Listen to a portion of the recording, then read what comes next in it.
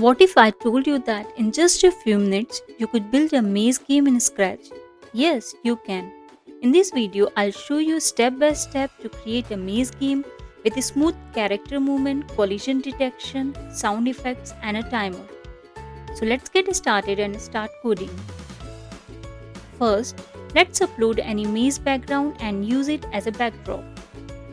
Next, I'll choose the stick sprite and reduce its size so it fits nicely inside the maze path. Finally, I'll place a star sprite at the end of the maze. This will be our goal.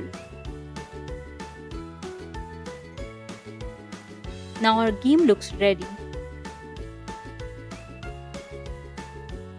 Let's make the chick move using the arrow keys.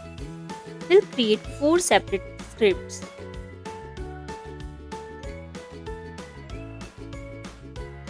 When the up arrow key is pressed,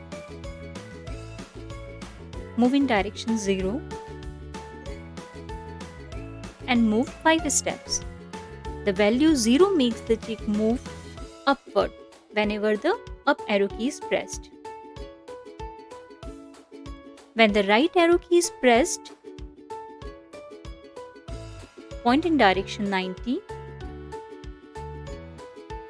and move 5 steps.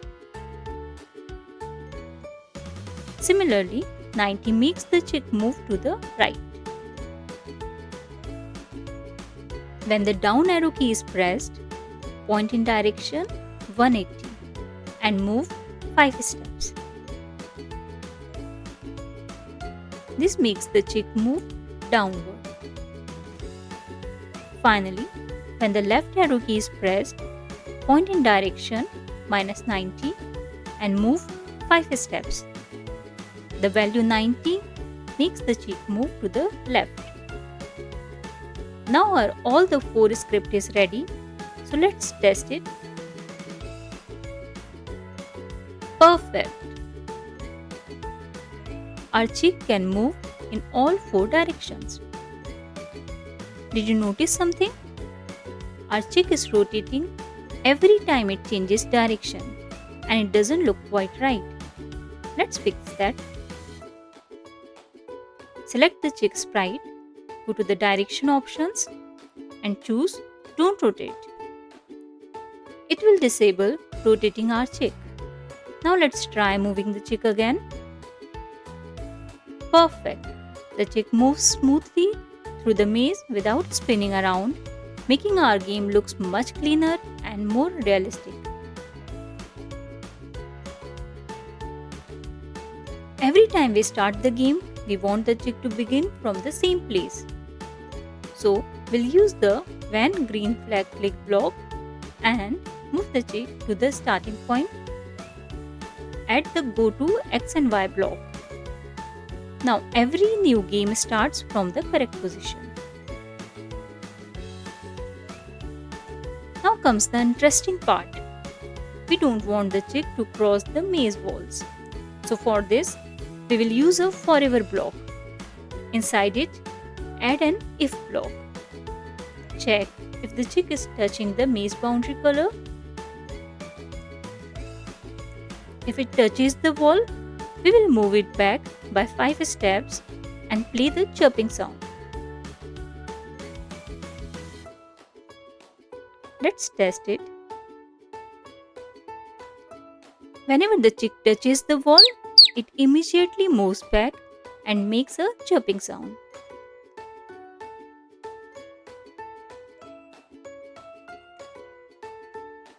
Now let's see how long it takes to finish the maze game.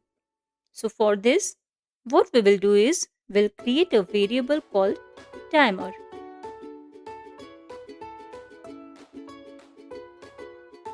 When the green flag is clicked, we'll reset the timer to 0. Then use a forever block.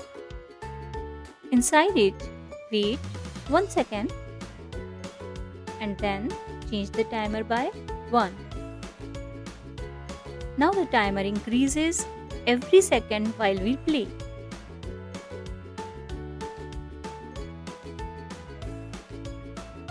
Now let's make the star disappear when the chick reaches it.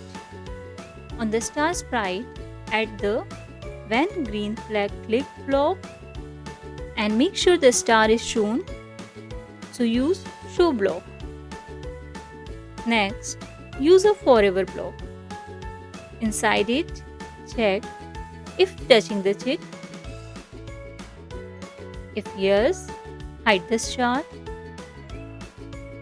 and broadcast a message called level crossed. Now the star disappears as soon as the chick reaches it.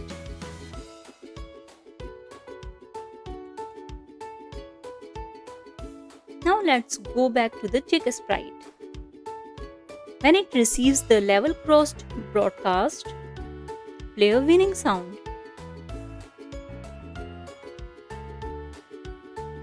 Then say completed maze in and display the value of timer.